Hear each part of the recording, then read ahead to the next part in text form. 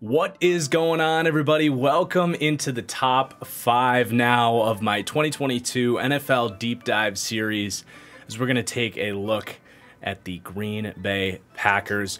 Also going to be joined by Mike Renner, the lead draft analyst for Pro Football Focus, on the back end of this video, so make sure you stick around until then. And before we hop in, if you could do me a huge favor, please take a moment to hit that like button down below. It really helps me out. It tells YouTube to push this video out to more viewers and really supports my channel in a free and easy way, so I really appreciate it. Make sure you subscribe while you're down there. Join me on this quest to 100,000 subscribers here on YouTube, and let's get into it. And the popular take right now is people look at the Packers, who, yeah, lost Davante Adams. Huge loss. Best receiver in football. And a lot of people look at that and say, well, they're screwed. They have no wide receivers. They clearly had a terrible offseason. They're going to be worse next year. That seems to be what most people are saying about the Packers. And while it's true, they're going to have to find an answer of how they're going to replace Davante Adams. They did not have a bad offseason. This team, as we look at their key departures and additions, I think inarguably is a better team now than they were at the end of last season. So, like, yeah, they lost Davante Adams. We're going to talk about that loss. It's not an insignificant loss. They're going to have to find ways to replace it. But other than that, they lose Marquez Valdes-Scantling, who played half their games last year, missed that 49ers playoff loss. Lucas Patrick, who kind of stepped in as a starting offensive lineman, but you know, losing a starter, but they're ready to replace him. Equanimeous St. Brown, a rotational receiver, Kingsley Keke, Tyler Lancaster, a couple pieces on that defensive line. And then everyone always says, oh, they lost Zadarius Smith. The dude played 37 snaps last season. Like, they didn't have Zadarius Smith last year. So that's their departures. Really only losing Davante Adams, and you could argue Marquez Valdes-Scantling was pretty good when he played last year. And then you look at the additions, they get an all-pro left tackle back in David Bakhtiari. They get a Pro Bowl caliber Elton Jenkins at tackle back. They get Robert Tonyan, their starting tight end, back, and an all-pro cornerback, who's currently the highest paid corner in the NFL, back in Jair Alexander. So just off of returning injured players alone, I think you can say this team got better. Then their answers to supplement the Davante Adams loss are going to be Sammy Watkins, Christian Watson, Romeo Doubs. Surely we will spend a lot of time on this receiving core, but even more additions on the defense. Quay Walker, Devontae Wyatt in the first round. They add Jerron Reed to the defensive line, certainly answering some of those role players that they lost. And even Kingsley Keke, by the way, wasn't even a part of the team. They cut him in like December with some off-field issues. And then an offensive lineman that everyone seems to universally agree was a steal in Zach Tom in the 4th round, who might become a starter for them. So, yeah, they lost Davante Adams. He decided he didn't want to be in Green Bay anymore and wanted to go play for his hometown Raiders. It's a bummer. But overall, this idea that the Packers are automatically worse next year is pretty silly, in my opinion. You're talking about a receiver that, yes, he's great. He's one player on a team that has the MVP, the back-to-back MVP at quarterback, the position responsible for elevating the receivers, and they're what, 9-0 in the last few years without Davante Adams, and only like what, 32% of the team's targets went to Davante Adams. Like, it's not like receivers not getting open is some new thing in Green Bay. So yeah, it's a big loss. They'd probably be number 1 if they still had Davante Adams, but, like, come on now. Let's not overreact to losing one player here, everybody. Anyway, before we dive deep into this team's roster, I want to talk more about this team's coaching staff and what they're going to look like schematically on both sides of the ball. And that starts with Matt LaFleur at the top. It's really been rainbows and butterflies since this team hired LaFleur in 2019. They've got 3 straight 13-win seasons. He's done an excellent job from a leadership perspective, and he's a great high-ranking offensive mind as well, where they're 4th in terms of pass game coaching, 13th in run game coaching. Has done a masterful job really working and communicating with Aaron Rodgers, to the point where when he first got there, it was like, is Rodgers going to really buy into this scheme and let LaFleur call the shots?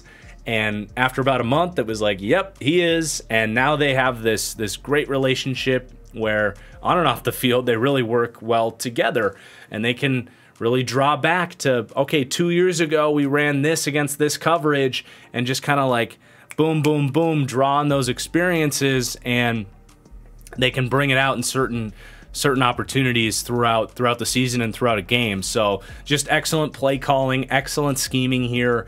And as far as what that scheme looks like, he runs that Shanahan offense that at this point we've talked countless times about in this series, where the heart and soul of this offense is the threat of wide zone running and the threat of play action stemming off of those wide zones where it looks like you're running the ball in those same looks. And that all goes back to Mike Shanahan and Kyle Shanahan, where Matt LaFleur was at the heart of it all in Washington and Atlanta before Shanahan went to San Francisco. But when Kyle went to San Francisco, Sean McVay hired Matt LaFleur for a year as his really right-hand man, and the offensive coordinator. Was there for a year, went to Tennessee, and is now here in Green Bay. So something else we've talked about in this series is how Matt LaFleur kind of stemmed off of the same offense in a new innovative way by introducing a lot more 11 personnel, 3 wide receiver packages to, just innovate the offense in a more modern way, and a lot more, West Coast spread style concepts can be implemented when you have 3 wide receivers out there. So for that reason, Matt LaFleur has really taken the best of both worlds, and honestly has designed his own sort of hybrid version of both of the Shanahan tree and the McVay tree. So he does draw from both of those influences. You will see them coming out in 11 personnel sometimes, where Allen Lazard is their glorified tight end, that Cooper Kupp role, the Ben Skoranek role that we talked about in the Rams deep dive, which was our last one. And he sure as hell is also going to come out in 12 personnel, just like Kyle Shanahan, with a fullback and 2 tight ends, and he will lean into both of those things. So that's Matt LaFleur's offense. And he's got Adam Stenavich now as his offensive coordinator. So they do, lose Nathaniel Hackett. He was the offensive coordinator, if you will. And, I like Nathaniel Hackett. I think he's going to do a great job for Green Bay, and they are going to have that next man up mentality as another guy that can introduce some creative play calling, planning, I suppose. A lot of these offensive coordinators that are under offensive-minded head coaches, their job is to kind of look around the league, drop a couple fun plays, bring in some new stuff. And I think Nathaniel Hackett definitely did that for Green Bay. And I think Adam Stenavich is poised to do the same. He's another guy that comes from the Kyle Shanahan regime in San Francisco. He's been here as the offensive line coach, where he has done a absolutely phenomenal job. And I think he's more than capable and probably going to be a head coach himself within the next couple of years. If you just look at the trends around the league, this offense is probably going to succeed, and they're going to look at him and say, let's make him one of those top Shanahan offensive coordinator type of candidates. So I don't really think they'll miss a beat going from Hackett to Adam Stenavich. There were teams that wanted Stenavich as their offensive coordinator. The Packers were smart and promoted him internally. So there's your offensive staff, again ranking 4th for pass game coaching, 13th for run game coaching, very set there. And then as far as the defensive staff is concerned, I like Joe Barry. I think he's pretty good. Still not entirely sold. I think, obviously, he runs the Fangio style meta defense around the league, split safety stuff. Another thing we've talked a lot about in this series. So you're going to see a lot of quarters coverage. You're going to see a lot of cover 6, especially in Green Bay. They were towards the top in cover 6 last year, where you have cover 2 on one side of the field, cover 4 on another side of the field. So that's what everyone wants to do these days, is those 2 high safety looks where one's rotating down, one's rotating high, or you're going quarters. You can run a disguised cover 3. That's really where the league is at right now, and that's what the Packers do. Now, Joe Barry comes from a lot of different influences. He was in that cover 2, Tampa 2 original defense for Tampa Bay. Worked for John Pagano for 3 years. I'm honestly not terribly familiar with John Pagano's defense, to be honest. But Wade Phillips was a little bit more blitz heavy there for the Rams 2017 through 2019, and then really inherited that Fangio defense under Brandon Staley's Rams in 2020, where Joe Barry also impressed enough to get the defensive coordinator hire here. So I like his scheme, and I think he has some different references there, especially with Wade Phillips, to lean into some certain blitz packages that were effective for this team last year. But it was a little bit hit or miss for this defense. I didn't like the way that they kind of let teams back into games late, maybe backed up a little bit. There was really a consistent game script for this team in the middle of their year where they'd come out, they'd get out early, and then the offense would kind of slow down, get a little run heavy, and Joe Barry's defense would lack a little bit of that aggressiveness to really finish games. So there was a little bit of that. But by the way the season ended, and you look at what they did in that Niners game, really confused that offense, really got after the quarterback, and there's not a ton of reasons for like concerns here. I just don't know if Joe Barry's like that elite level defensive coordinator either. This is his 3rd stop as a defensive coordinator. So I don't know. It's a big year for Joe Barry where, like, honestly, if this defense is anything less than one of the 3 best defenses in the league and a defense that doesn't ball out in the playoffs, you can pretty much point to either injuries or maybe Joe Barry just isn't that good. Again, I don't hate him, don't love him. Big year for him. But now it's time to dip into this roster and start breaking down the players here. We're going to start with the quarterback room, and then we're going to get into that big conversation about the weaponry here. And it's so strange to me that it's actually controversial right now to say that Aaron Rodgers, the back-to-back MVP of the league, is the best quarterback in the NFL. Right now, it's like people are even saying Josh Allen should be the best quarterback in the NFL. To me, it's still Aaron Rodgers. And I think with the way his season ended, you can kind of see where a lot of those narratives start to build. You know, they lose 13-10, and there's the viral screenshot of him with a poor read, forcing the ball to Devontae Adams instead of just hitting Allen Lazard coming open over the middle of the field. You pair that with his kind of off-the-field antics over the last couple of years, and all of a sudden you get these narratives where everyone's really piling on him, saying, oh, he's a playoff choke artist, he's an overrated player, he's a regular season QB, and that's really become the cool thing to do right now. And to say anything other than that is, you know, been kind of going against the grain these days. So I do feel like I need to be the guy that comes out here and sets the record straight here and talk about how ridiculously stupid this idea is that he is a playoff choke artist and a regular season QB. So yes, his most recent playoff performance did not end the way you'd like to see for a back-to-back MVP. And after his special teams capped off quite possibly the worst special teams performance in NFL playoff history, allowing a block punt touchdown to tie the game with 4 minutes to go, Aaron Rodgers did have an opportunity to lead his team through the snow and win the game for his team.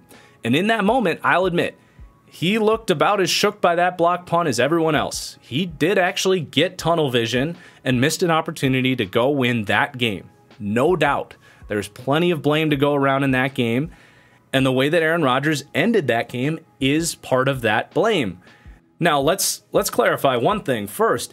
Aaron Rodgers was not bad in that game as a whole, and despite horrible weather conditions, despite being down his #2 wide receiver and the only deep threat they have in Marquez Valdes-Scantling, their #1 tight end, 2 Pro Bowl caliber or better offensive tackles, A.J. Dillon, who was the only running back that provided a semblance of a run game in those conditions, left in the second quarter. They're facing a ferocious 49ers defense that the week later was a dropped Jaquiski Tart interception away from carrying Jimmy Garoppolo to another Super Bowl. Despite all that, you know, Rodgers started hot in that game, came out, opening drive touchdown, the second drive looking good again, leading a good drive, and Mercedes Lewis fumbles the ball away and kills the drive. Then, yeah, the offense slowed down for 3 drives. The offensive line looked like crap in those possessions, and it was playoff football. But fast forward to right before half, Aaron Rodgers extends the play. Hell of a play. Results in a 75-yard Aaron Jones reception that to this day I have no idea how Aaron Jones didn't, if not score in that play, at least step out of bounds at about the 5-yard line and stop the clock, where 2 plays later, the Packers special teams lets the 49ers block the kick. So you go to the second half, down 7-0. Packers special teams allows the Niners to return the ball to the 50-yard line, sets up the 49ers' first points of the game on a field goal.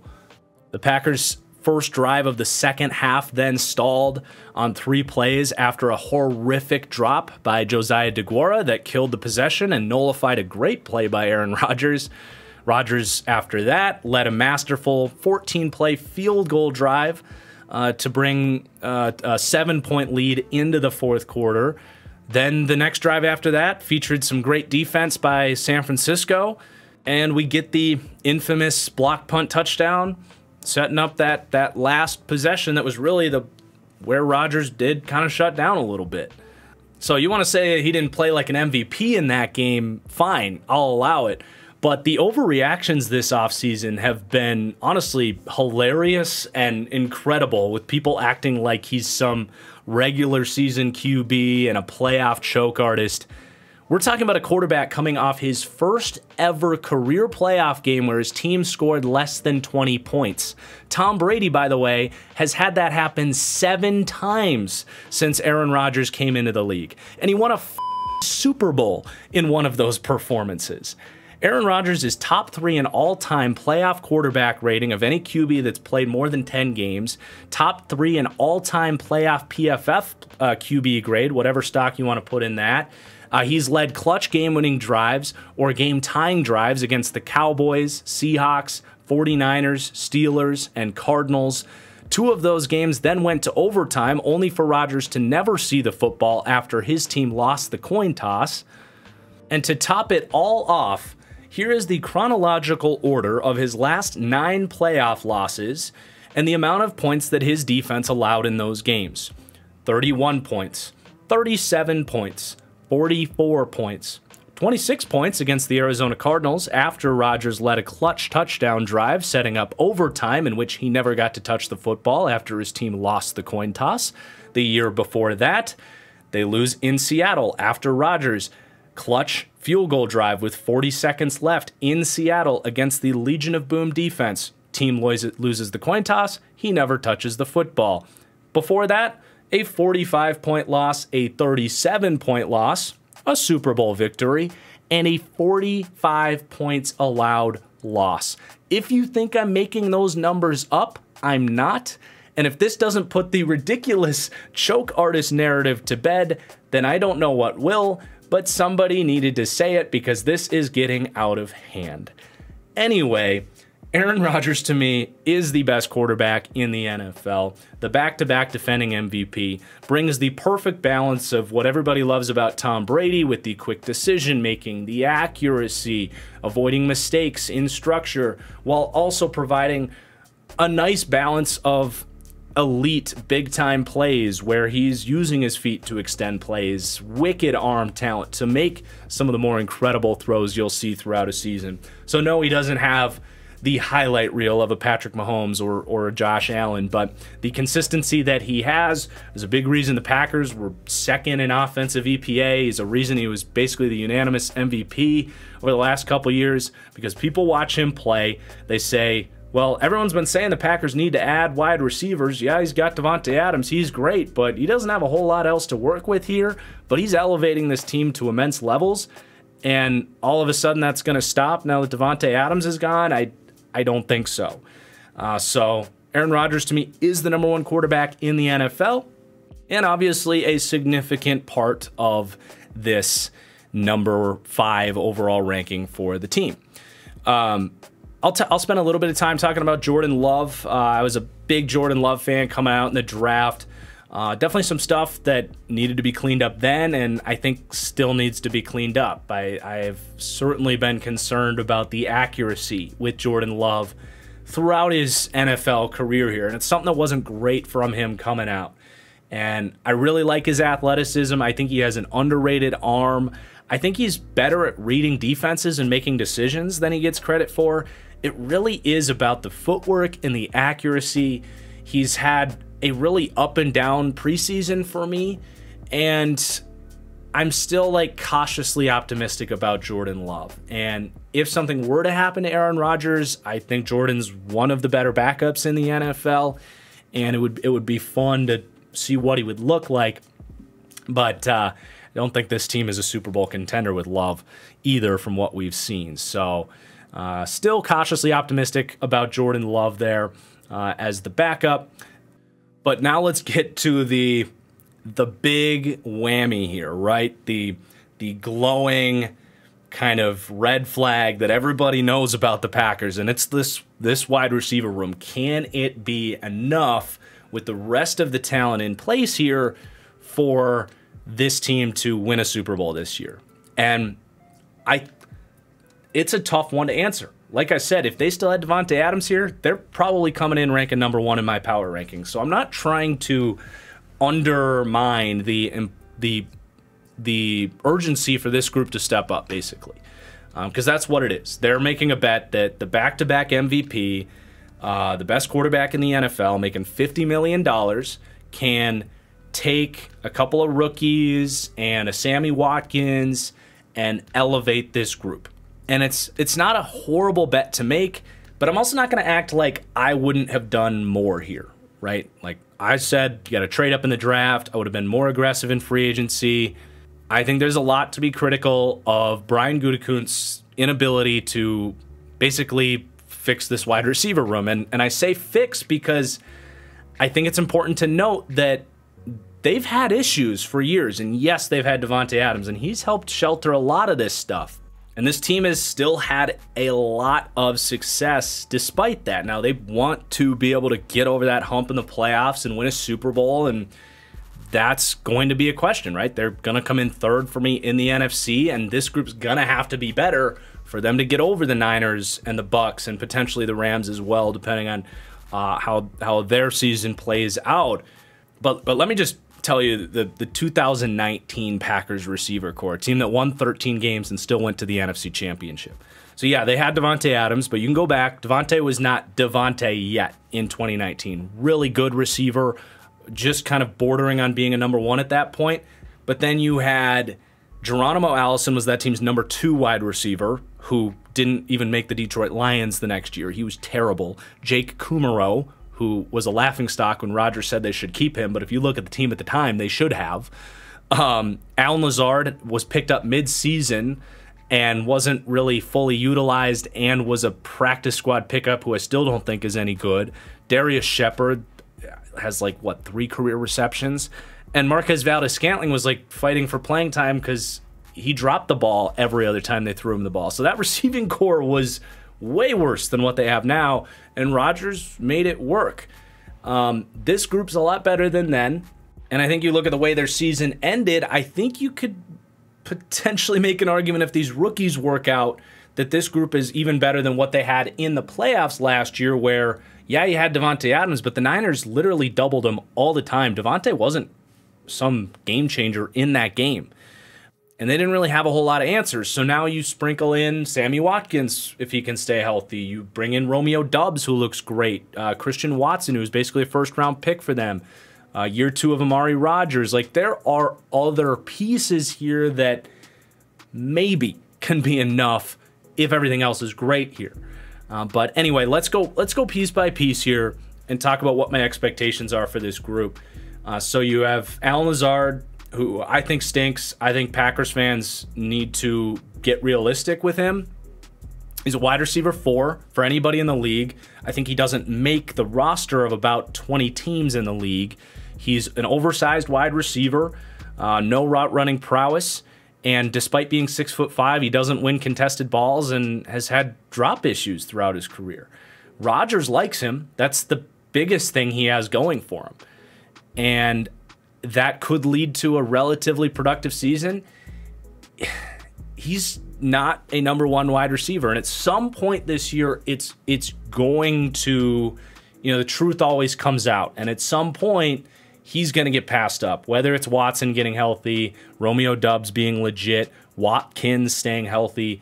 You just aren't going to be able to sustain as Allen Lazard as your number one wide receiver. Now, in a role as this team's Ben Skoranek, where you bring him in on early downs, he does his run blocking thing that's cute, and someone that Rodgers can trust in, like, holes in zones and in the red zone and short yardage situations, fine. But on a 3rd and 9, I don't want him on the football field. So that's a huge issue, is when and how quickly can they wake up and get Allen Lazard off the field, hopefully in light of basically these rookies looking good. But for now, he's the biggest problem that the Green Bay Packers have. Then you have Sammy Watkins as the team's number 2 wide receiver for now, until he probably gets hurt. He just has not been able to stay healthy. Not a horrible little signing. Get him for free. He has not been horrible when he's played. Was in a Ravens offense that is basically a graveyard for wide receivers. The year before that was good early on for the Chiefs, was good in the playoffs for the Chiefs. Kind of a streaky, injury-prone veteran number 2 option. I think he can play his role as a perimeter player here, and as the year goes on, maybe be a nice piece for this team. You got Randall Cobb in the slot, who similarly to Sammy Watkins is good when he's healthy. He's Rodgers' boy, trusts him on 3rd down. Had a stretch there from about week 4 to like week 13 where they started to lean into him more as this team's number 2 wide receiver last year. Looked really good and then couldn't hold up. So still probably going to be on a bit of a pitch count and not a huge like volume impact here, but in certain situations, a reliable kind of chain-moving target. Then you get into these rookies where you have Romeo Doubs, looks really good. And I'm not going to lie, I'm very optimistic for Romeo Doubs. And I'm kind of mad at myself because before I went down to Mobile for the Senior Bowl, I had a 2nd round grade on him. Late 2nd, early 3rd round grade. Loved his tape. Had excellent chemistry with another one of my favorite players in this draft, Carson Strong. And honestly, won in a lot of the ways that Aaron Rodgers likes his receivers to win. Stack corners on the outside, win back shoulders, win go-get-it balls vertically. He's a kind of a, he's wearing number 87. The ways he wins is exactly how Jordy Nelson won, James Jones won. It's his type of wide receiver. So I can only imagine Rodgers voiced some, he's talked about getting a say in kind of who they draft and working with this front office. I can only imagine he said, I can work with that rookie wide receiver. And I said I was beating myself up on Doubs because he got injured at the Senior Bowl, and I didn't really know that, to be honest. And he looked really slow in person. I was 2 feet from him watching him run a release package and just did not show me what he showed on tape. And then he doesn't run his 40 time, and it really just fell out of favor in the pre-draft process. I ended up with a 5th round grade on him, and I'm so mad at myself for that. It was a super deep wide receiver class. The Packers took him in the 4th, and ever since then, rookie camp, hype. Training camp, hype. Preseason games, getting all the targets, dominating NFL receivers, NFL corners. He looks really freaking good, man. And I honestly think there is a solid chance that by week 5, week 6, he's a full-time starter for this team and can supplement some of that stuff they lost with Devontae Adams, that 3rd down chemistry, a guy that can win back shoulders, be someone that Aaron Rodgers wants to put the ball up for, someone that he can trust to beat press coverage. That's something they desperately need here, because I don't think they really have that in those starting 3. They definitely don't have that in Lazard. They don't have it in Sammy Watkins. They don't have it in Randall Cobb. Doubs looks like he's prepared to do that in his rookie season, and that literally could be the difference maker for this team's season. Either him or Christian Watson. Now, Watson honestly he's the MVS replacement. I have no doubt that Christian Watson can be what Marquez Valdez-Scantling was for this team as a rookie. He's only been healthy for like a week now. because he had some cleanup surgery. He's just getting out there, so he's going to be slow out the gate. He might be this team's 5th wide receiver to start, but as the year goes on, I do fully expect him to become a starter. And he's a better quick twitch player than Marquez Valdes-Scantling. He can be a more complete receiver than MVS, who was literally just a deep threat, who until the last year of his rookie contract, I wasn't convinced actually had hands.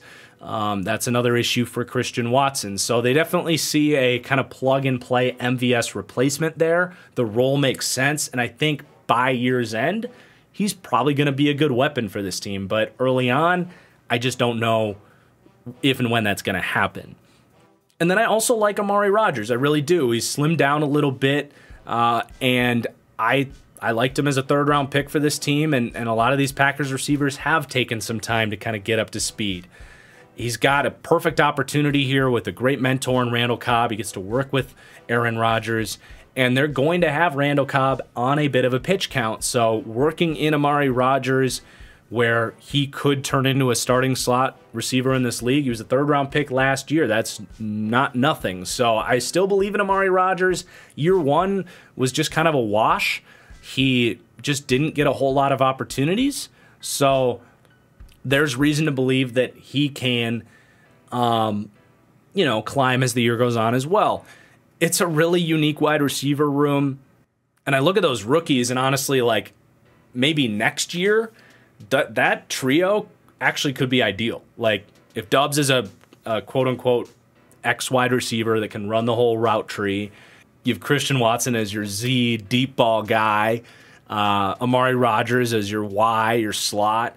Those guys make a ton of sense together, especially in this offense. But it's a complicated group.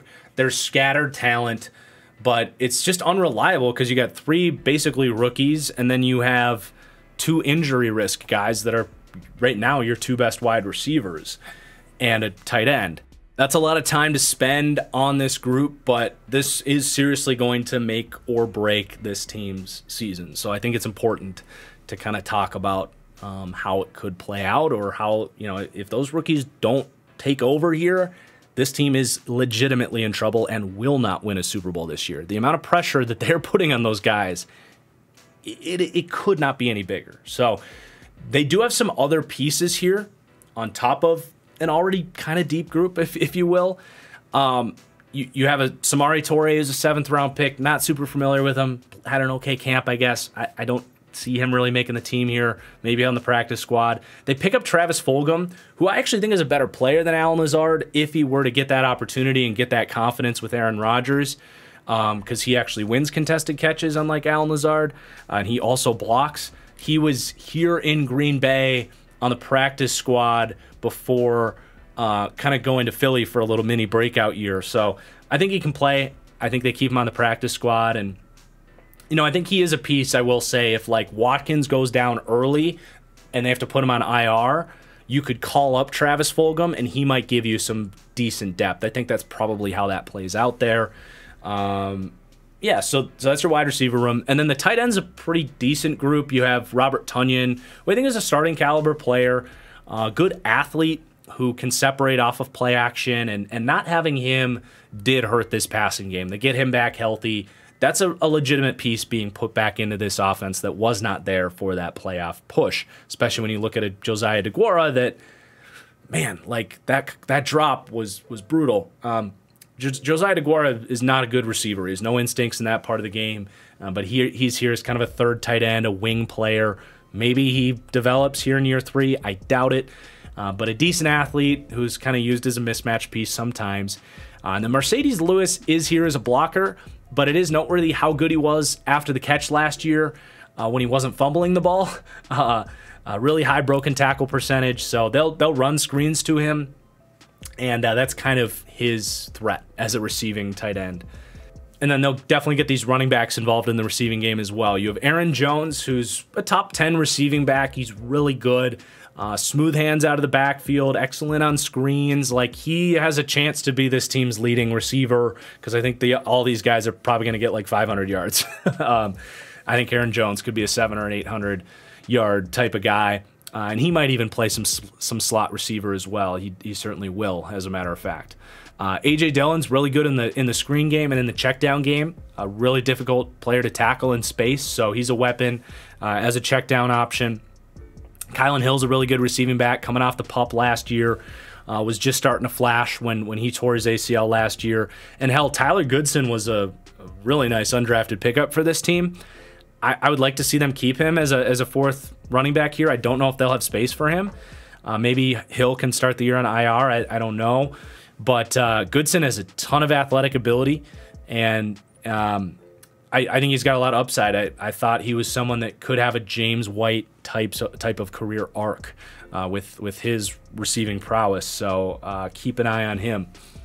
But yeah, a lot of time spent on that group for good reason. I'm going to probably pick up the pace a little bit here because we still have to get to our interview with Mike. But first for quarterback, 31st for weapons. A lot of pressure on Rodgers and a lot of pressure on those rookies. Very well may make or break this team's season.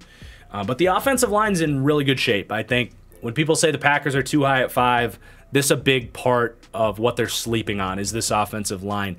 And when they say they had a bad, or when they say they're worse this year, you're forgetting you get David Bakhtiari and Elton Jenkins back. I mean, that's probably the second best offensive tackle in football, and a guy that's trending towards being a franchise, like high-end Pro Bowl caliber right tackle in Elton Jenkins. So they missed the year last year. Jenkins got hurt around week 8. Bakhtiari played like 20 snaps for them, trying to rush back.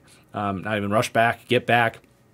Bakhtiari just came off the PUP and may not start like week 1, week 2, but for the most part, they're optimistic that Bakhtiari is going to be a part of this team. Maybe he can't get back to speed, but it's not like he has a history of knee injuries, and he's a really intelligent, high work ethic guy. I'm pretty confident he'll be back, just similar to what I said about Ronnie Stanley. So just right there, you have a premium tackle duo. And then an interior group that I think will be pretty good. It's not perfect. You got Josh Myers in year 2, kind of a prototype Packers offensive lineman. They developed these guys so well. I think if this group has earned the benefit of the doubt anywhere, it is the offensive line, right? Josh Myers, wasn't a huge fan of that pick. I was ultra critical of this team not taking Creed Humphrey over him. I still hate that they didn't take Creed Humphrey over him. But Josh Myers was pretty good as a rookie and looks to be a, good starting center as the year goes on. Certainly not worried about him. You have John Runyon at left guard, another kind of guy that I'm just not worried about. He's a good, smart left guard, not the best athlete, not the strongest guy, but good in both phases of the game, and you're pretty set there. Right guard is going to be the, I guess, question mark, but it's not even really a concern for me because you have Royce Newman, who started as a 4th-round rookie all of last year. He was fine, was far from a turnstile, but looked like a day 3 kind of guy. He just doesn't really have the tools to be a dominant guard. For me, Zach Tom and Sean Ryan, their 3rd and 4th round picks this year, have way more upside at guard. And if something happened to Newman, I would actually think it's an upgrade potentially, especially with Zach Tom, who everyone agreed was a steal in the 4th round.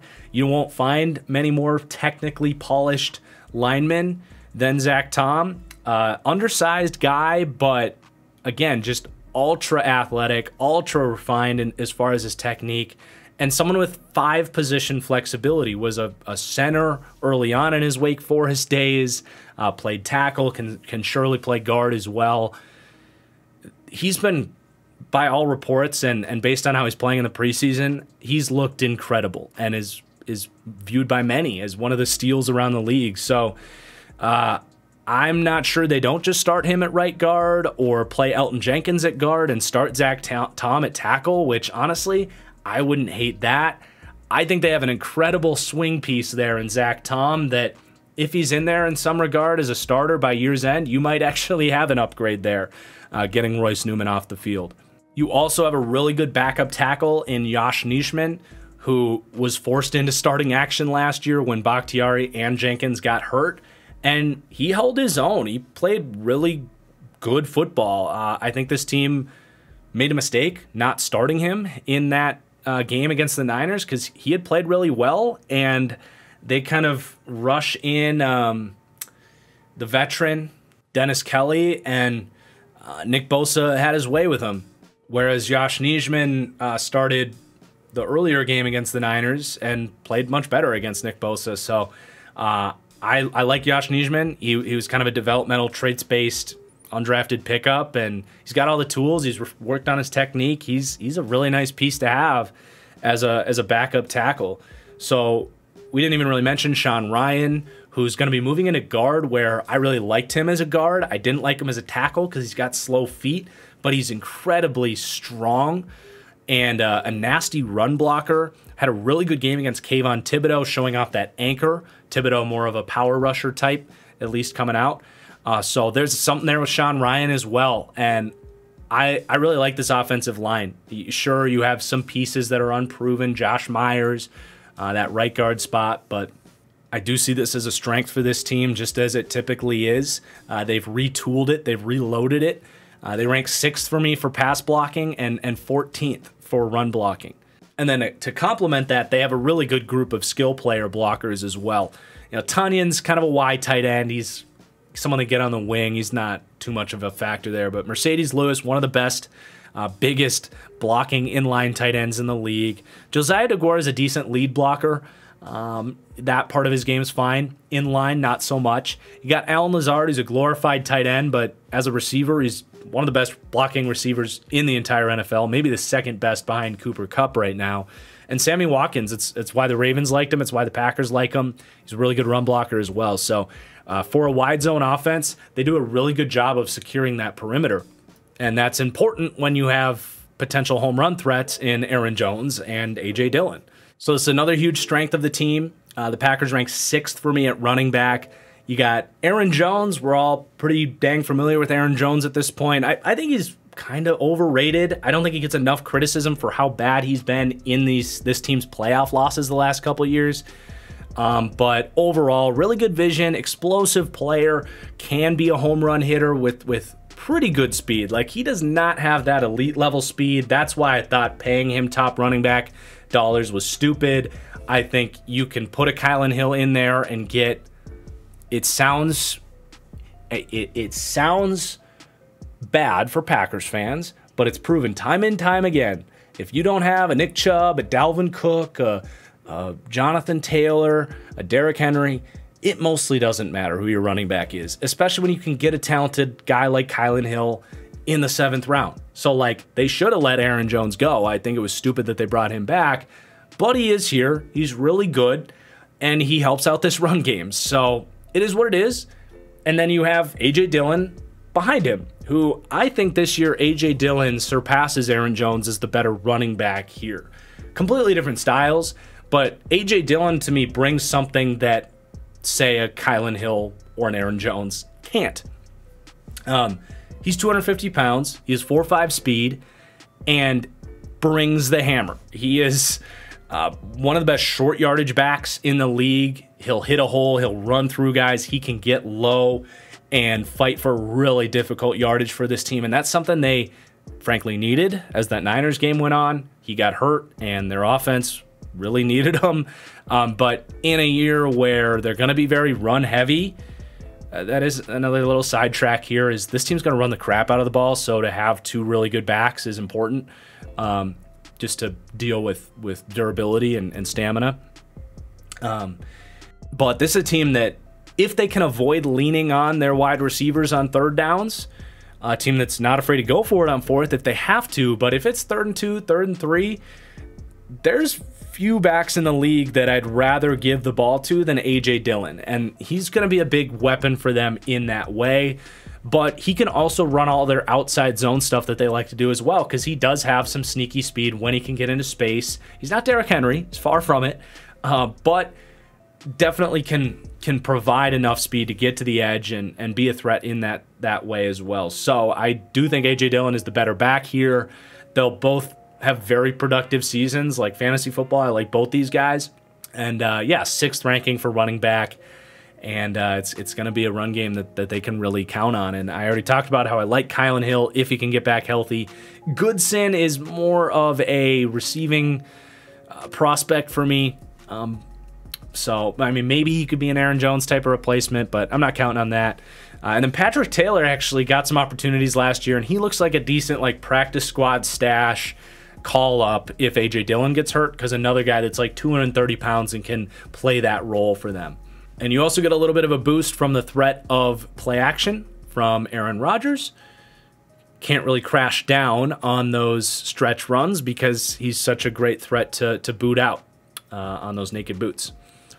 So despite the lack of weapons, the Packers still rank as the 5th ranked offense for me. And they ranked 2nd in offensive DVOA last year. I believe they were number 1 in points per game last year. Like, they're taking a hit here, losing Davante Adams.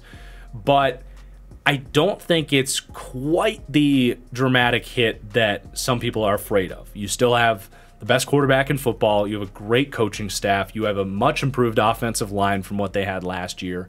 I think you can make a case they have more depth at wide receiver, more diversity of skill sets. And overall, I'm still expecting an Aaron Rodgers-led offense to be able to pass the ball pretty damn well. Run game-wise, they're also in the top 10. They rank 9th. That's a little more self-explanatory. You've got pretty good run blocking in front of you, great players on the edge to secure those blocks, 2 outstanding running backs, and again, good coaching. So, yeah, there's issues with the weaponry. We've beaten that into the dirt, but still expecting this to be a very good offense. But now let's flip over to the other side of the ball, where I think sometimes people forget how good this defense can be this year as well, and how good they finished the year last year. And kind of like I said earlier on, this roster is remarkably talented. They have one of the best defensive rosters in the league, as we'll see. And if they can't reach their potential as a top 3 defense this year, I think you can look at Joe Barry and actually say he's doing a poor job here, because the roster is that good here. So let's start with the defensive line, where they actually rank as the 4th best pass rush in the NFL for me, and 10th for D-line run defense. Really talented deep group here. And that starts with Rashawn Gary, who honestly might be the most underrated player in the NFL. It's reflected in podcasts where I've seen like redrafts and stuff where people are still saying that Brian Burns is better than him, that Josh Allen is better than him from that draft class. It's not even close. It's time to wake up on Rashawn Gary for everybody out there. Someone that did not receive All-Pro votes last year. I thought his season warranted that. He is in the conversation for one of the 5 best edge rushers in the league, and a repeat performance of what he did last year will solidify that. He was 3rd in the NFL in pressures last year. Was dominant in that playoff game against the Niners and in many other key defensive performances for the Packers last year. This is a player that I said pre-draft was being slept on and the disrespect on him had gone too far. There were people saying he's got to play defensive tackle, that his production at Michigan was a concern. I said, no, look, teams were double teaming him constantly and he was playing injured his final year. And his pressure numbers weren't even bad at Michigan. I didn't even fully understand that idea that he didn't produce. So loved him pre-draft and love him even more now. I mean, he is a game-breaking edge player coming off a breakout season last year, really getting freed by the Zadarius Smith injury. And hell, he was an upgrade to Zadarius Smith. He really was. Now he's taken a leadership role on this defense, and the sky is the limit for Rashawn Gary to enter that Nick Bosa, Myles Garrett, TJ Watt territory of being one of the best defensive players in the entire NFL. He really is that good.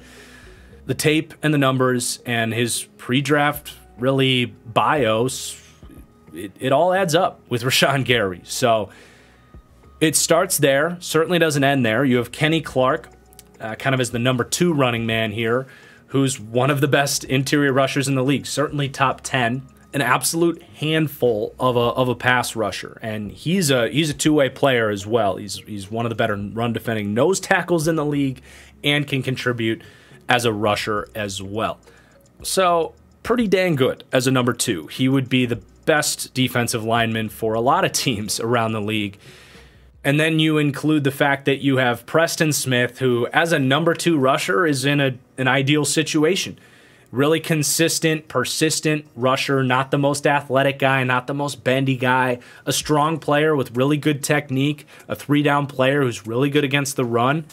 And as a 3rd best rusher, that's a luxury for the Packers. And then you're looking at your 4th piece being Dean Lowry, who's still a really solid pass rusher, if not more. 45 pressure player last year.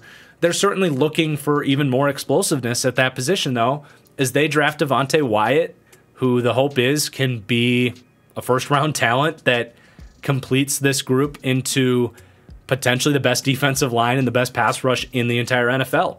I really like Devonte Wyatt, and he's been a little bit slow coming out the gate, and I'm not going to lie, I'm a little bit worried about it, but really high upside player, a great first step, a ton of quickness, is able to use a cross-chop move, which you do not see from a lot of rookie defensive tackles coming out. So the hope is Devonte Wyatt can be a big impact here, but even if he isn't, and he is some bust of a first-round pick, you still have, to me, the 4th best pass rush in football. This is an incredible group. Now, from a run defense perspective, it's not quite as good, but it's still pretty damn solid. I mentioned Kenny Clark already being one of the best run defending nose tackles up front, so that's a piece to build around. Your edge duo there is really good. Preston Smith is awesome against the run. Rashawn Gary could be better. I think some of that gap discipline and consistent shedding ability, there's more to come from him. He's got all the physical tools to be really good there. And as the year went on, started to show a little bit more of that. Really, the problem here is Dean Lowry. They're going to try and shelter that by putting Jerron Reed out there, who they signed, who's a really good, balanced, nice 4th piece on a D-line for sure. Maybe Devonte Wyatt can surprise there. Daryl Slayton is a huge nose tackle type who showed a lot of flashes as a rookie, so they have some good rotational depth there. But Dean Lowry will get some run defense snaps and be a problem for this team in those situations. He gets upright way too quickly and really gets blown back on double teams. You also have some solid edge depth, nothing too special, but both Jonathan Garvin and Tipa Galley played those roles pretty nicely as just 3rd edge pieces and rotational players, kind of balanced hybrid edge types. And then they take Kingsley Enagbare in the 6th round, a huge physical player. I did like him in run defense, so as a 3rd piece here, I like that. He's not physically unlike Preston Smith, so I like him as a mentor there. But I did think he was overrated pre-draft. I did have him as a 5th to a 6th round player. Really didn't like his athletic tools and his pass rushing skill set, despite good college production. But he ends up falling to that place. So I like him there and excited to see what he can do. And that kind of rounds out your D-line. That's a really outstanding group with potential to be even better than what we're seeing right here. And then we get into the 2nd level with this linebacker group that's surely talented. So you start with Devondre Campbell. All-pro season last year. I give Brian Gutekunst a hard time for sure on this channel, but a tip of the cap for identifying him and another player in the secondary that we'll talk about here soon. But yeah, street free agent. I really didn't think there was going to be a whole lot there. Someone that's just kind of been a adequate starter throughout his career, but has always been an ultra consistent tackler with his 6'4" frame and his pterodactyl wingspan. Gets into a scheme here that really allows him to kind of hover and patrol around the middle of the field and utilize that sideline to sideline speed a little bit better, maybe as opposed to in the past where he's been in 4-3 schemes as a weak side backer starting from the middle of the field, just not quite. Like, I think his long speed's good, not great. So like as a true Mike in a Fangio 3-4 system where he's basically always just playing kind of a short hook zone, he was awesome in coverage, and from that position, he also embraced all of the requirements of being a true Mike for this team. So what stands out the most about him is he might be the most secure tackling linebacker in the league, potentially. Don't quote me on that. Fred Warner, some other guys certainly up there as well, but that's a huge asset for him. And then you pair that with just, good athleticism, good play diagnostics, pretty good range in space and all that. Like, he is a really nice linebacker, Definitely deserved All-Pro last year, just super consistent, and I don't know if he'll repeat that level of play, but man, he's an asset for this team, and man, was he a pleasant surprise. Easily the best linebacker the Packers have had here in at least a decade. And then they kind of doubled down on it in the first round when they needed really good receivers and other positions. And they took another linebacker, even though Chris Barnes was like pretty solid as a number 2 linebacker last year. Look, man, Quay Walker has nice athletic tools. I certainly don't think he was like this ultra athletic specimen that I want to see if you're going to take a guy in the first round. He's not Micah Parsons. He's not even Tremaine Edmonds or, you know, Roquan Smith. Like, no, he's far from that level athlete. He is a good NFL athlete at linebacker by today's standards. Very similar to Devondre Campbell in a lot of ways. I genuinely thought, given the circumstances, given the stakes for this team, this was the singular worst pick in the 2022 NFL draft. I just did. And why did I hate this pick so much? There's so many reasons. Number one is, like, everyone knows this team needed a legitimate impact at wide receiver. We spent so much time talking about how basically if these day 2, day 3 rookies at wide receiver can be good, it's going to make or break this team's season. So to not make a move for, I don't know, a real impact at wide receiver that was more, that you could sit here and feel better about, I take issues with that, especially in a draft where there were tons of teams making moves for wide receivers. And yet again, they got complacent and did nothing at that wide receiver position. But it's not just that. You take a linebacker here that, number one, was not a position of need. You have Chris Barnes here. You didn't need Quay Walker. Second off, drafting a linebacker in the first round has shown to have a horrible hit rate, especially after the 20th pick. It's also one of the least valuable positions on the entire team and the least valuable position on the defense. On top of that, I think they took the wrong linebacker. I thought Devin Lloyd was a better player. I thought a handful of players that they could have had in the second round, Chad Muma, Troy Anderson, Nakobe Dean, his teammate, Leo Chanel, who fell in the third round. I thought they were all better prospects than Quay Walker. I would be equally, if not more, excited about those linebackers as I am about Quay Walker here. And you could have gotten those guys without overpaying in the second round, giving up an extra second round pick to go and get Watson, their wide receiver. They had 2 second-round picks. You could have had a linebacker and another player. You could have had maybe a Sky Moore here, or a George Pickens, or a Trey McBride, or another defensive back. You could have added another critical piece instead of just rushing to the table for Quay Walker. Like, why? I don't get it. So many issues I took with this pick. I think given the stakes, given how close the Packers have been, given how they've made some questionable draft decisions in years past, drafting positions that aren't need and positions that aren't super valuable, ignoring wide receiver, like, I worry that pick is going to cost them another Super Bowl. I just do. Like, I would have rather them taken that late second or their 51st pick and moved up for a Jamison Williams or something like that. Like, it's frustrating to me, especially because I think Chris Barnes is a better player right now. I think his run diagnostics are better. I think he has better coverage feel. Quay Walker has more athletic tools, and he's probably going to start because he's a first-round rookie, but he might not even start. Like, Chris Barnes was far from bad, especially as a second linebacker. So, horrible pick. Quay Walker's probably going to be really good because it's a good scheme fit. He's similar to Devondre Campbell. But you just paid Devondre Campbell $50 million to be your number 1 linebacker. What the hell do you need Quay Walker for? And people are like, oh, he's going to play some edge. Take George Karlaftis then, who's actually an edge player. Take Jermaine Johnson.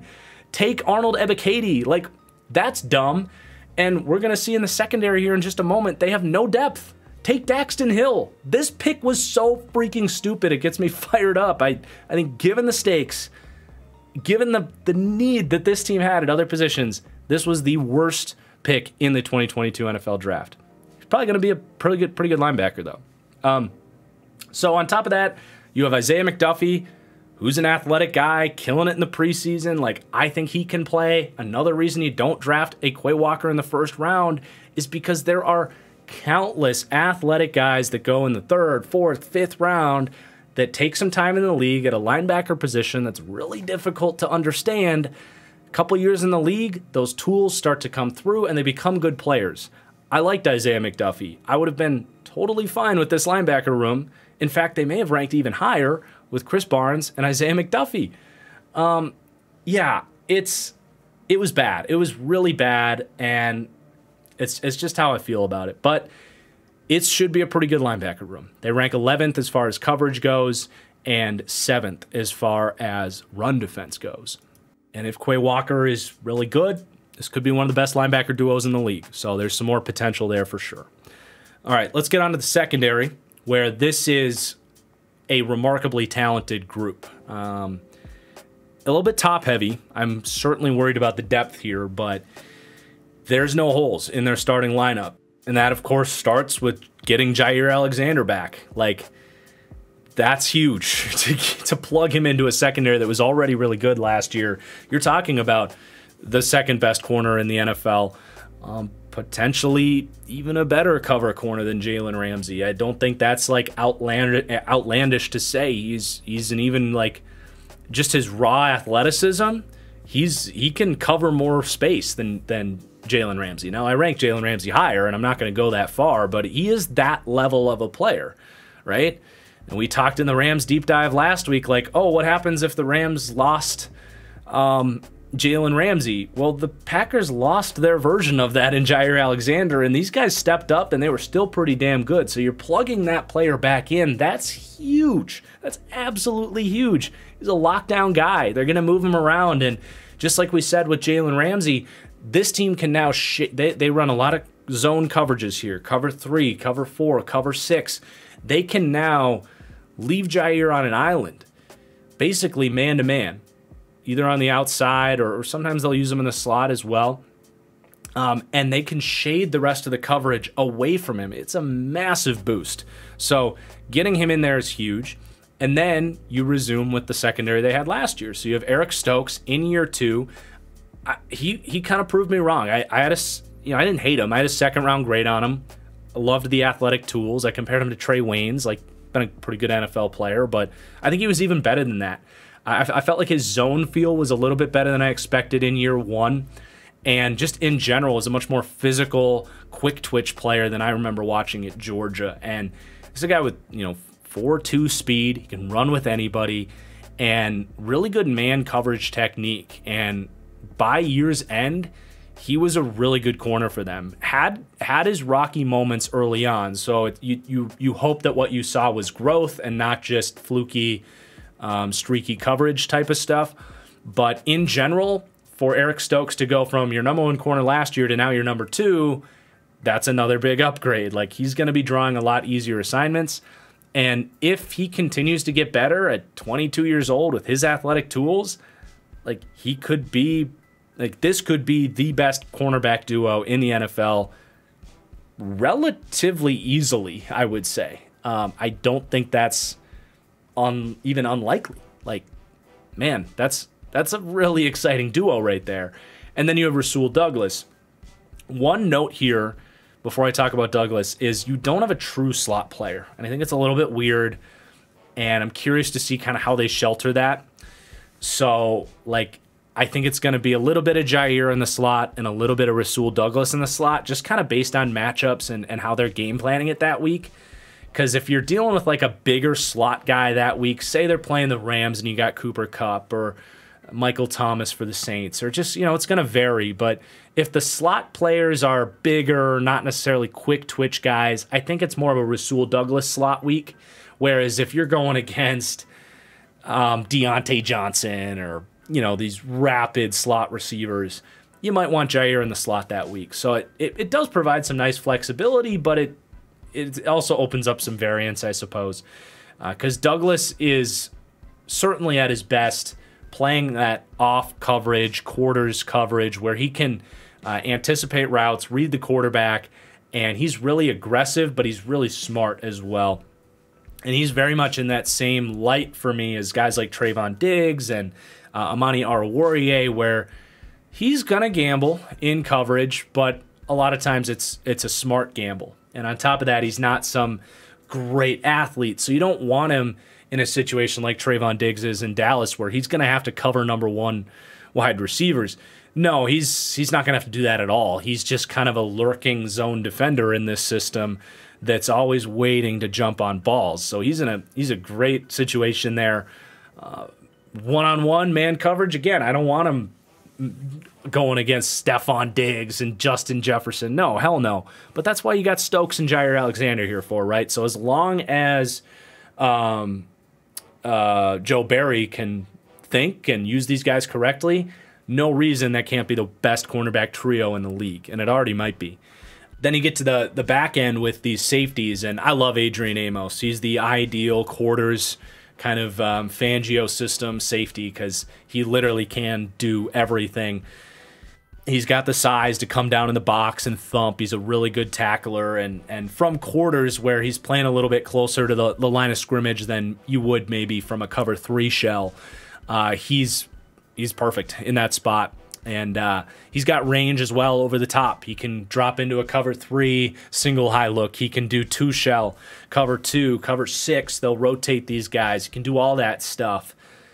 And something I think this team might run a lot more of this year is man coverage. They didn't hide it from it last year, but getting Jair back, who might be the best man cover corner in the league, Adrian Amos can be either a buzz zone cover 1 guy where he's lurking, he can drop high, and he can certainly man up tight ends and be that guy as well. I wouldn't be the least bit surprised if the Packers went much more man heavy, and I think I don't know, I can't call his name, but I think Barry would be really smart to run more man coverage here. So he provides a lot of that flexibility, true do-it-all, superstar safety in my opinion. And then Darnell Savage is a fun player. He's an explosive player, a lot of speed, maybe the best first step acceleration out of any safety in the league. That trade alone maybe got him into the first round. And he's just been very up and down. I think this system was a lot for him. I never thought he was the most heady safety around. And this is a system that really forces these guys to learn a bunch of different coverages. You have to know the rules and when you can gamble, when you got to play safe. The hope is in year 2 of this system, he can really get it and be a more consistent cover player and trigger and play a little bit faster from those high, deep safety assignments. Because I thought he was just a little bit too conservative in cover 2 and in cover 3. He's got so many tools to be this incredible safety, a Jesse Bates, Minkah Fitzpatrick level free safety, and he's shown some of those flashes, but it's just the consistency just hasn't been there. So he's another player with upside. I'm not so much betting on him to reach it like I am maybe with Eric Stokes, but that's another piece that could reach another level. And if that does, paired with everything else, like the roster talent here, I do not say this likely. They've spent so much on this defense, including 2 more first-round picks this year. Like, this could be a generational type of defense that you have first-round picks up and down the board. It's insane how much potential this defense has. Now, they got to stay healthy. This is the thinnest group on the team, and I'd be pretty disappointed with all of the cap space that they have, because they still have like $18 million in cap space. If they aren't keeping an eye on cuts and a veteran here, because it's really concerning. So right now, your dime safety is set to be Sean Davis. Was a 5th-round rookie for the Colts last year. Not a lick of coverage instinct in his body. I honestly think they brought him in for special teams, which is a whole nother issue in its own right here. But he can't be your first man in for dime packages. They have got to look around, and you're seeing guys like who's the safety, the the Raiders just traded to the Titans. Like, they gotta make a move like that for a dime safety. Hell, I would prefer, I cannot believe I'm saying this, I would prefer Kevin King in this role, who's still available, and I wouldn't be surprised if they bring him back. They got to do something. I kind of think they will, but we can't rank them that way right now. You got Sean Davis, you got Dallin Leavitt, who played a little bit for the Raiders last year. He's injured right now. Okay. Tariq Carpenter was kind of drafted for special teams here. Big-bodied, thumping safety. The rest of these safeties, not anything there. Undrafted types. So, really thin safety group and a really thin cornerback group as well. Shamar Jean-Charles was a 5th-round pick last year. They clearly like him. Maybe he's better than I'm projecting here, but wouldn't want him to be the first guy in the event of injury. I'll say that. Rico Gafford, a special teamer. Keyshawn Nixon, a special teamer.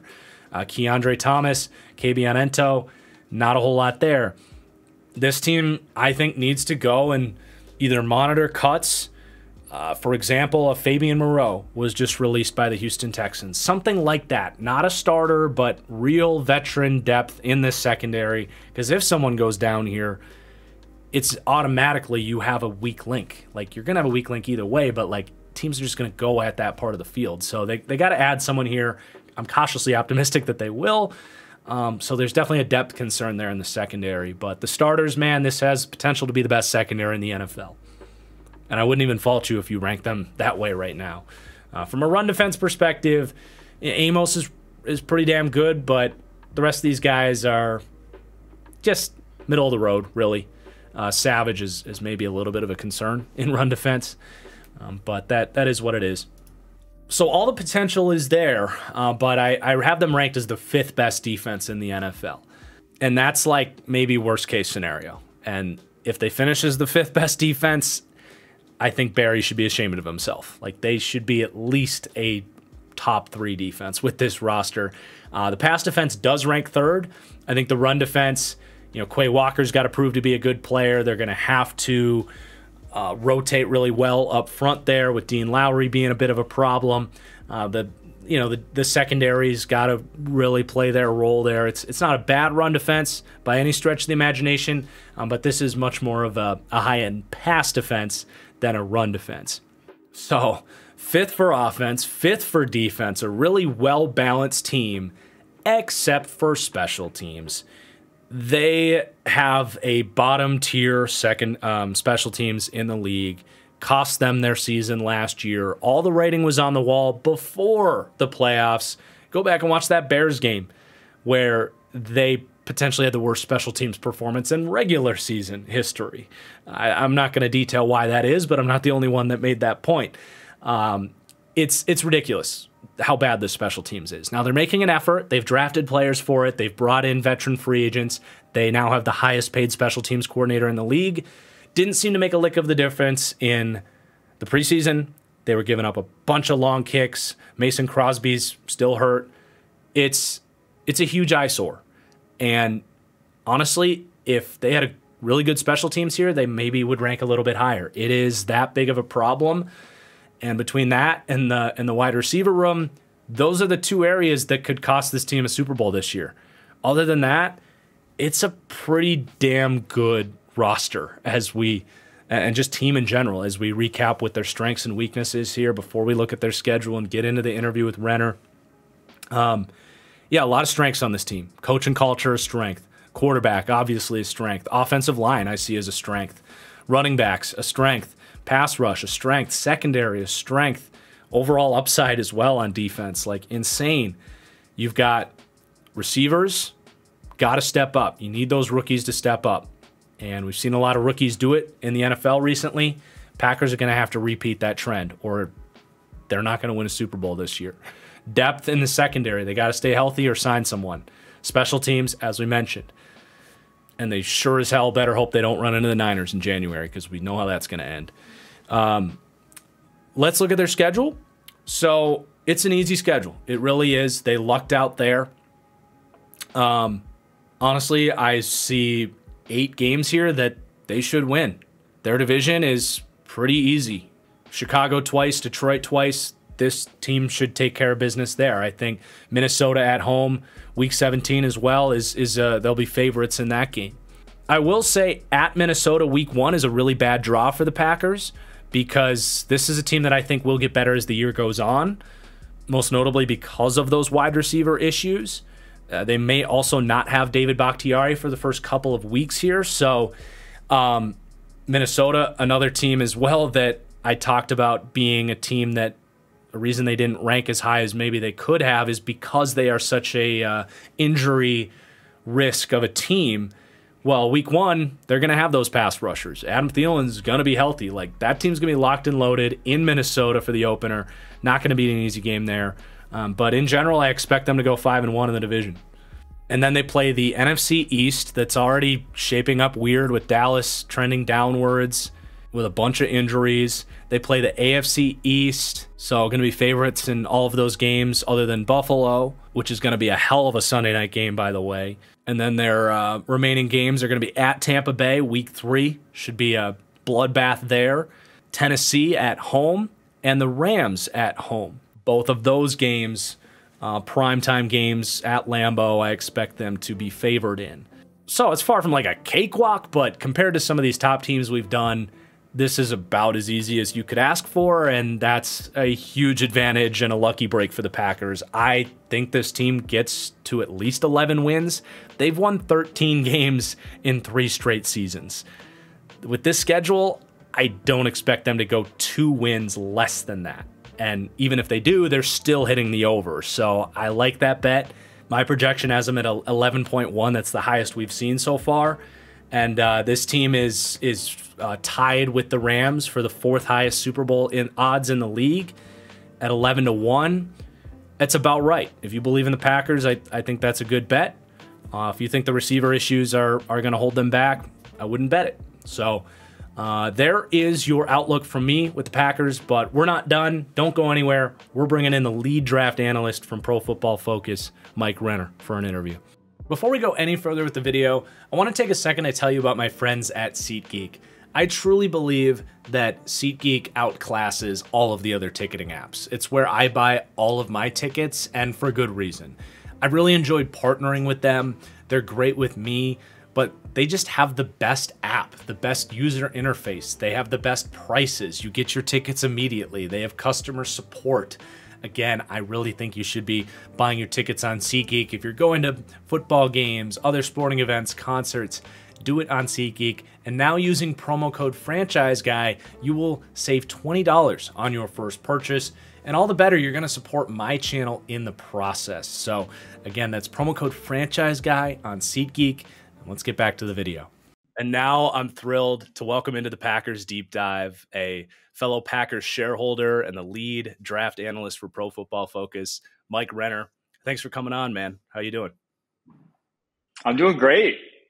Very excited for this upcoming season. As a Packers shareholder, the best defense they've had in a while. So I am pretty ecstatic to see what it looks like come week 1. Yeah, it's definitely not the Packers team that we've come to like get used to. It's like a run the ball, play defense approach. Before we talk some shop, I got to ask, how's your summer been? I know your plans definitely changed a little bit when not just your co-host, but your roommate, Austin, went and got the job with the Ringer. So what have you been up to, and what do you have on the horizon content-wise? I've been playing a lot of golf. I'm going to be honest with you. I've gotten very good at golf. Like I've been playing. No shit. Which is great. So yeah. Not quite scratched yet, but I'm getting down there, getting low single digit cap. So that's been a lot of fun. But yeah, now like season's coming back, starting to get back into it. I have a podcast dropping literally this week called Talking Ball. It's going to be me. Austin Gale is actually the first guest, but going to be me and a lot of different interviews lined up. So like I said, very excited for this upcoming season. That's really cool, man. Looking forward to it. So naturally, I want to start kind of talking draft and your general thoughts on what the Packers did. And was it April this year? Yeah. Used to be May, right? Yeah. But anyway. It's like 1 May draft. Yeah. Did you hate the Quay Walker pick as much as I did? I really didn't hate the Quay Walker pick. Now, linebackers in the first round, I'm always wary of just the track record. Not great. But one, there's not like many spots in this defense that they really needed. And two, he's such a good tackler. I think in that scheme, that's what you want. They're not necessarily asking him to do a bunch of like high level read, react stuff. It's more just like wrap up the guys, make the plays that are in front of you in space. And the athlete that he is at, almost 6'5", 240 pounds, moves like the elite tight ends in the NFL, honestly, in terms of just like his hips and how much ground he can cover. I think that he can be a difference maker in the defense, and especially paired with Devondre Campbell. Like, you're going to shut down a lot of passing windows with the length you got the linebacker position now, to where, yeah, I wouldn't have done it. I definitely would have gone elsewhere if I was the Packers GM. But I do think he's a massive upgrade over what you had, and two, fits their scheme very well. Yeah. Where were you pre-draft with him? Like, as far as position rankings and like round? I think he was linebacker 4 or 5, but still a top 50 player. I was just really high in this linebacker class, which is like a reason why I didn't love the pick, is because some of the guys that came off the board at the end of the second, early third, I had in a similar range in terms of evals, to where like I don't think the difference is that big between Quay Walker and, I don't know, Brian Asamoah or something, even if maybe they're different types of linebackers. So that's part of it. But again, for the scheme, when it came out that the Packers are super high and on that they were one of the teams, I was like, it makes sense. Yeah. I think the one thing that really pissed me off about it, because I'm like really hard against that pick. I thought it was one of the worst picks of the draft for any team. And I do think Quay, like you said, will turn into a good player. So that will soften the blow a little bit. But it was the fact that, obviously the receiver need was so big, and it put them in such a compromising situation having to give up that extra second round pick. And it's like you said, the difference between him and another linebacker in maybe the 50 at that 50 spot, like, I don't know. I would rather either use that extra second rounder to move up for Jameson Williams or some true early impact, or add an extra nice piece, keep that second rounder. So I just thought everyone knew they had to go wide receiver. They didn't really maximize value with that pick, in my opinion. And that definitely drove me crazy. That's probably the one argument I could see, like, really against this pick. From like an eval perspective, I do think he's a talented player. I think it's hard to like really say he's a bad player, but like I don't think anyone's out there saying he's a bad player. But it's more like the value aspect.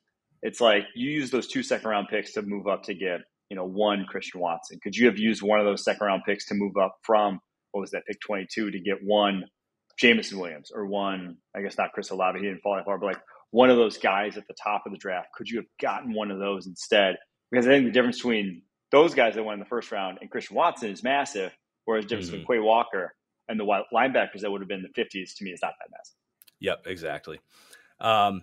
So where were you at with Christian Watson as well? Because I was definitely excited when that pick happened, but I'm trying to temper my expectations because I thought he was super raw. Yeah, that's the thing, is I didn't think it made sense from kind of the rest of the strategy of, you got Aaron Rodgers for 3 years. So you kind of got to maximize that 3-year window. And you draft a guy who's like kind of a project, and a guy that, truthfully, I don't think he's going to like see the field much, because, Aaron Rodgers said himself, if guys are going to drop balls, he's not going to throw their way. And Watson's hands he had the worst drop rate of any like receiver in the draft. Like that's been the story from his entire career. And it was the case at the Senior Bowl too. So that's the one thing that's worrisome. It's like, with Rodgers and his kind of odd way he decides to target wide receivers and like who he builds rapport with and who he doesn't, is Christian Watson ever going to be able to get on his good side if he's going to be dropping balls? Mm-hmm. Yeah, it's pretty funny how similar he is to MVS. He's just more, quick twitch in him. Mm-hmm. Sticking with that wide receiver position, are you buying into the Romeo Doubs hype? I am, and I'm honestly upset at myself, because he was, I think, after the season, he was in the 50s on the PFF draft board, and he fell in the pre-draft process because one, didn't look great at the Senior Bowl, and I think he literally got hurt the first day of practice, because then he didn't test at his pro day because of an injury. It didn't end up ever like disclosing when it happened, but I do remember him like running into honestly, his own quarterback, Carson Strong, led him into the other side of the drill.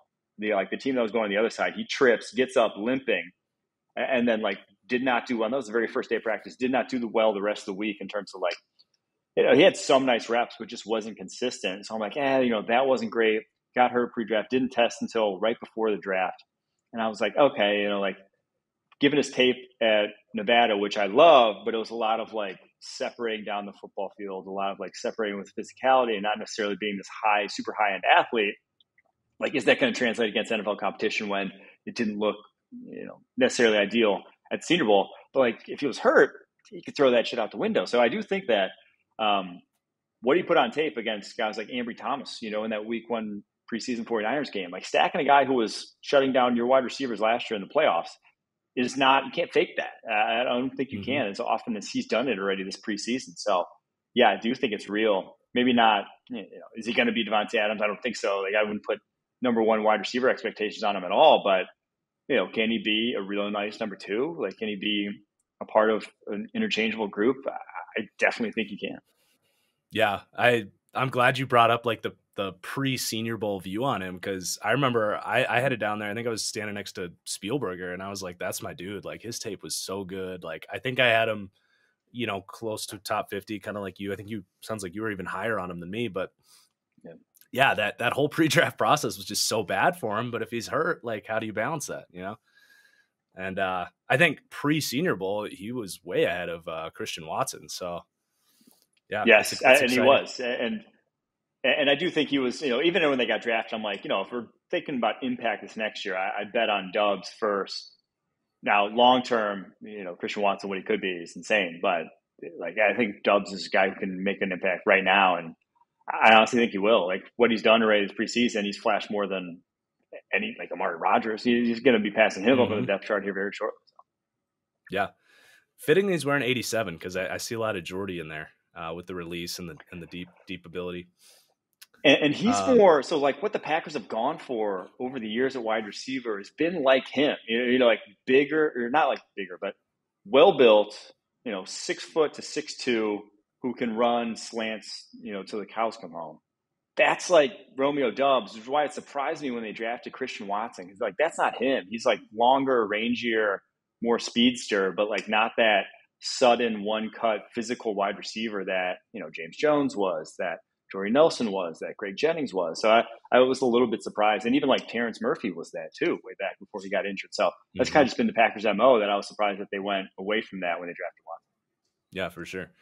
And then the other guy that I loved was Zach Tom. Where were you at with him pre-draft? And I think, well, I have some other questions about the O-line after that. But yeah, where were you at Zach Tom before the draft? I love Zach Tom. I couldn't believe it wasn't getting more hype. He was 62nd on the PFF draft board final ranking. And even then I was like, it is more because he was just so slightly built. And I wanted to be higher on him, but he, the stories about him playing 275 last year at Wake Forest. I'm like, will he ever get to NFL caliber play strength? But like pure tape, if you could have guaranteed me that he could get there from a weight room perspective, like you talk to their strength coach, whatever, and like you can guarantee me he can get there, I would have drafted him in the first round. Like this guy was that talented. What he did put on tape in terms of pass protection, in terms of his ability to mirror edge rushers, was up there with the best offensive tackles in this draft class. So when he comes in the NFL and like looks like this against obviously their backups, it's not too surprising, because he literally was that. He was the highest graded pass protector in college football last year at Wake Forest. So yeah, I loved the pick when it happened. Couldn't believe he fell that far. Now, will it look as good in the regular season against ones? Like if he has to block, Marcus Davenport 101. Yeah, Daniel Hunter. There you go. Sorry. Daniel Hunter, like a good bull rusher who has some power to him. He could be an issue. Like it definitely could be a liability against power out the gate. And I fully expect that to be the case. But like, that's David Bakhtiari year one. I remember him just getting walked back by Alden Smith like clockwork that year. So it's going to be a process, but I do think that I feel a lot better about him than I did, the rookies that they got last year and what they showed. Now, obviously not, saying they can't be good, but like he's already showed more than what I saw from those guys a year ago. Yeah, the parallels to Bakhtiari are pretty incredible, because wasn't Bach like under 300 when they drafted him? 299, yeah, right on it. And he was a little different because he was young coming out, right? He was like a true junior, declared early, and people were like, why'd you declare early? And so he had some excuse for why. Tom, not as much, as I think a redshirt senior. But but definitely in the same vein of athletes that can mirror, that can use their hands, but just no one likes their play strength. But, guys can get stronger. So we'll see. Yeah. So if it were up to you and everybody's healthy, how would you plug in the O-line this year? Oh, that one's so tough. Everyone healthy, I still think you go Bakhtiari left tackle, Elton Jenkins right tackle. So I do think Tom's your backup. Now the thing is, like, Tom's your backup. I know some people are pushing, with how well Tom's looked, to put Elton Jenkins in at guard, but like any incremental upgrade at tackle, I'm taking over trying to fix, a better guard position. So obviously with the injury history of Elton Jenkins and David Bakhtiari, like keep them fully healthy for 17 games is a big if. So that's why I think you just keep Tom at tackle. Don't even worry about him at center. Don't even worry about him at guard, because he's very likely to play even if those guys do both, even if Jenkins and Bakhtiari do start week 1. So I'd go those two at tackles, Running at left guard, right guard, Royce Newman, and then center Josh Myers. I think how I'd run it at the moment. Yeah. I have a take that if you can get Jenkins back in healthy and have a great year at right tackle, kick Myers to guard and Tom at center, I think is like the future O-line. I could see it. He had a year at center. Yeah, he did. He right? started his freshman year, I believe. He was starting center at Wake. So I would if you're going to move him anywhere, a position he's played before, I can get on board with that. But I do think you still want Tom long term. Like, it's harder to find tackles than it is centers, guards. You do still want him like cross training there to say, like, if you can't resign Jenkins, if David Bakhtiari isn't the same after injury, or if just like the injuries do pile up at his age, I do think that. But like, ideal world, yeah, I'm on board with that. I do think that's how I would. If you can tell me Jenkins and Bach are going to be healthy the next 5 years, playing at a high level, yeah, you'd put Tom at center. Yeah, and that O-line could be freaking nasty. All right, so one other spot I'm really down on this team is Alan Lazard. I literally think he'd be a wide receiver 4 on most teams in the league at best. I think he's risen because of the trust that he's built with Rodgers, but where are you at with him and the kind of year he might have? Well, I mean, he's never had more than like 512 yards in a season, which is wide receiver 4 production, so he kind of has produced like a wide receiver 4. Yeah. Now I do think he does some things well. I think he has a big catch radius. He can work the middle of the field. It's like if he's working zone coverage and being reliable, he can do that. He can block on the outside. They do a lot of wide screen stuff. They're probably going to do even more this year with their running backs. And he's valuable in that regard. Am I on a 3rd and 7 looking his way? No. You want 2 guys better than him on a 3rd and 7.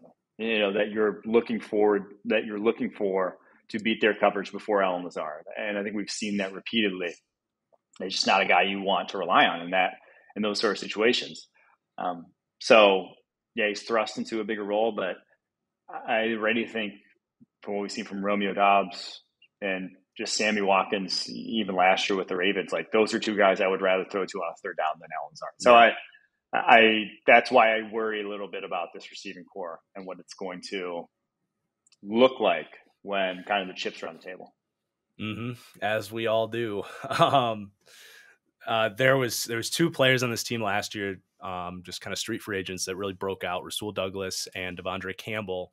Are you worried about any kind of regression from them, or did you really like what you saw from them that you think they'll repeat? I think Rasul would be who I'd worry a little bit about. Devondre, though, like I'm buying in on him being different. And like just some of that's like what he said about like freedom within the defense. But like he's always been an incredible tackler. Like no matter what stop he went to, it was more about can he play up to that speed and can he get to the right position, on time. And I think, once it's linebackers, why it's a difficult position to evaluate is because a guy can feel comfortable doing one thing. It's because you wear so many hats. Like you can feel comfortable doing one thing, but suck at doing another.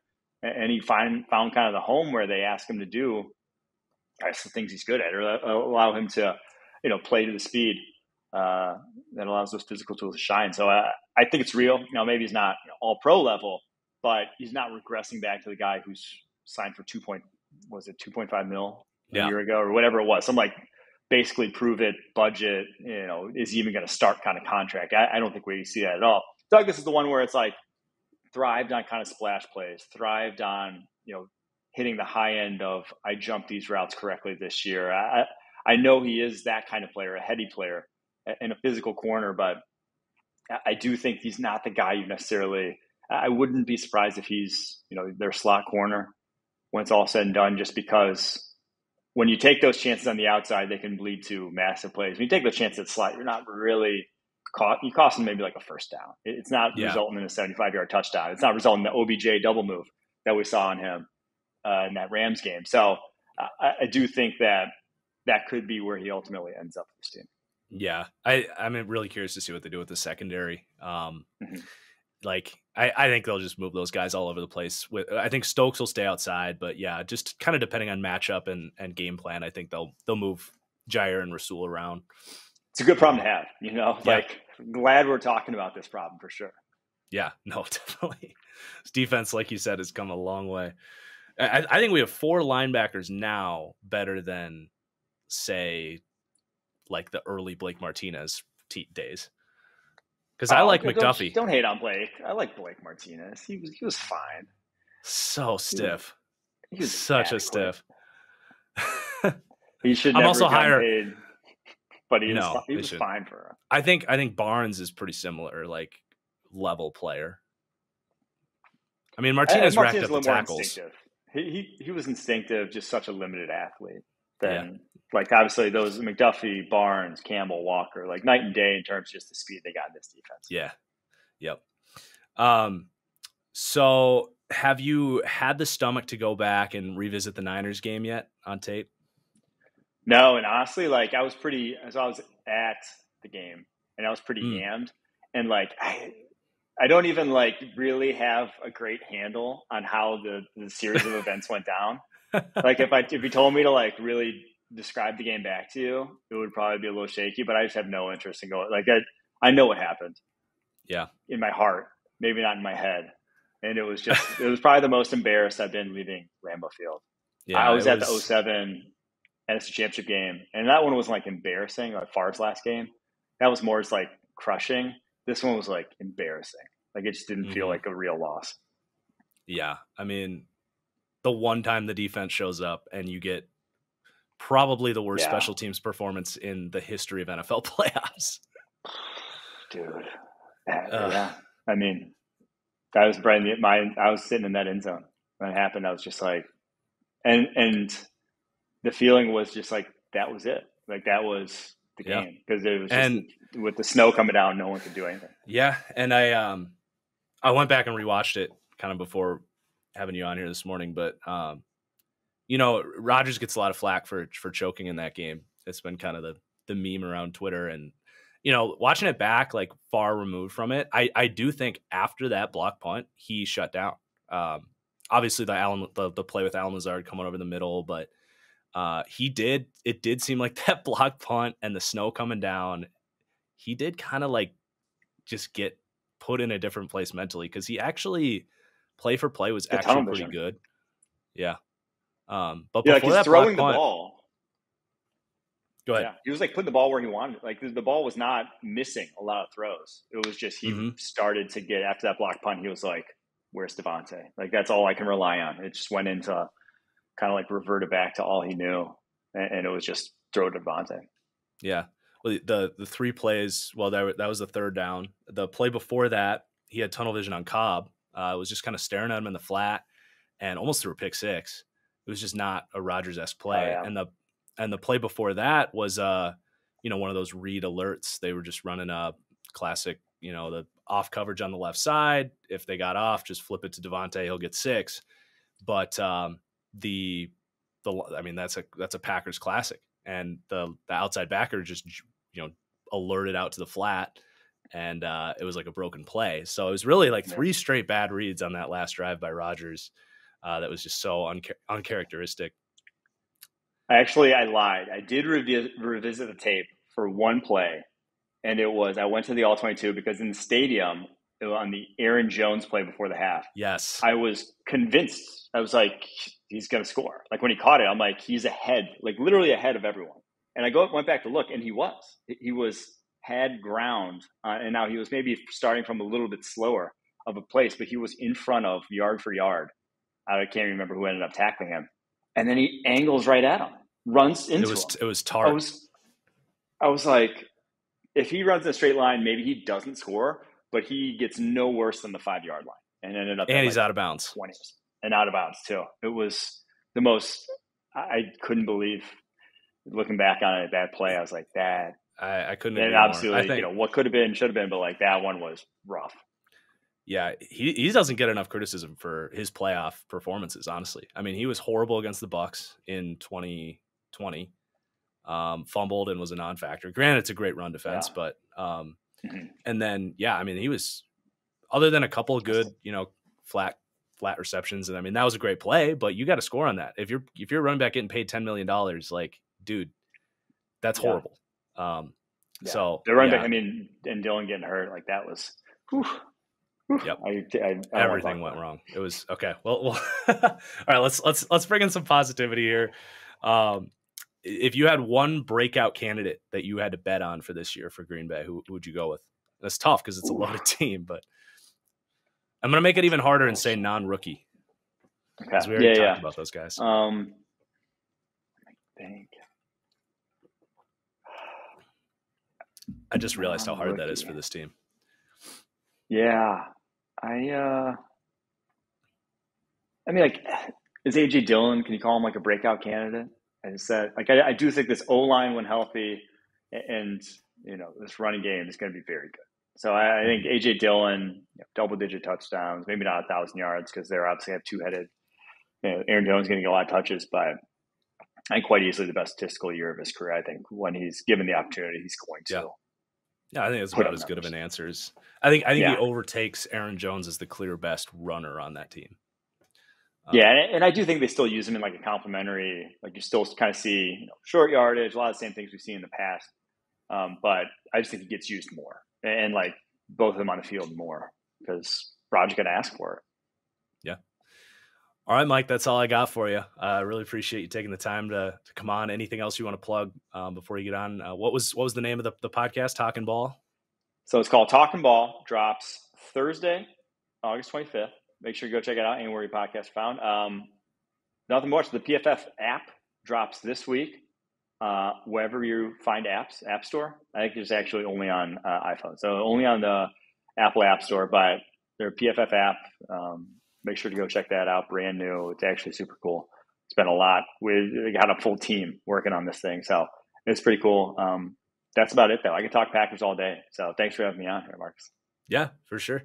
Take care. And that is all we have. Definitely a fun one.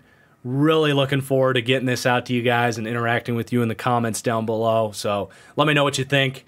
Were you sold on the Packers at 5? Did you already have them this high? What do you think of the ranking? If you have made it this far, please do hit that like button. It really helps me out. I really appreciate it. Thank you for watching. And we're going to be cranking these out over the next week. Leading up to the season, baby. We're, 10 days away at this point? We're here, man. We got 4 more deep dives to go. Looking forward to it. We'll see you then. Peace out.